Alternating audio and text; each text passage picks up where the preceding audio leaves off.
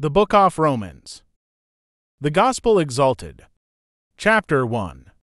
Shaul, a servant of Yeshua the Messiah, called to be an apostle, set apart for the good news of God, which he promised before through his prophets, in the Holy Scriptures, concerning his Son, who was born of the seed of David, according to the flesh, who was declared to be the Son of God with power, according to the Spirit of holiness, by the resurrection from the dead, Yeshua the Messiah, our King, through whom we received grace and apostleship, for obedience of faith among all the nations for his name's sake, among whom you are also called to belong to Yeshua the Messiah, to all who are in Rome, beloved of God, called to be holy ones, grace to you and shalom from God our Father and the King, Yeshua the Messiah.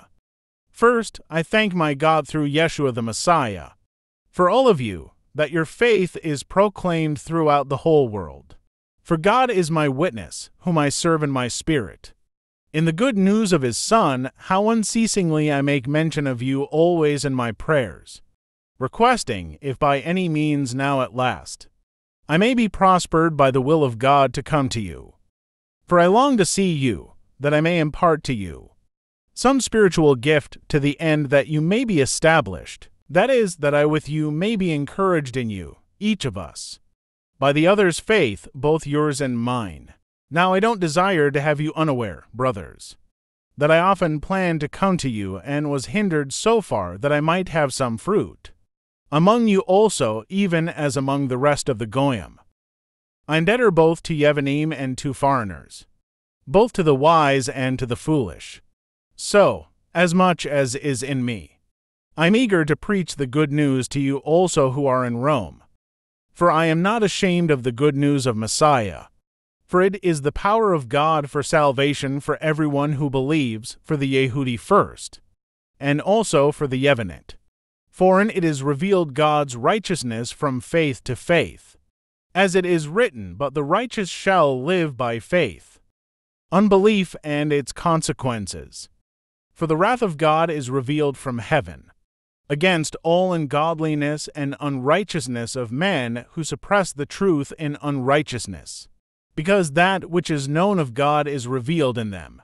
For God revealed it to them. For the invisible things of him since the creation of the world are clearly seen, being perceived through the things that are made, even his everlasting power and divinity, that they may be without excuse.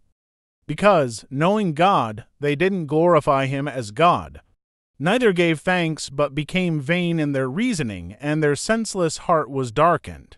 Professing themselves to be wise, they became fools, and traded the glory of the incorruptible God for the likeness of an image of corruptible man, and of birds, and four-footed animals, and creeping things. Therefore God also gave them up in the lusts of their hearts to uncleanness, that their bodies should be dishonored among themselves, who exchanged the truth of God for a lie, and worshipped and served the creature rather than the Creator, who is blessed forever. Amen.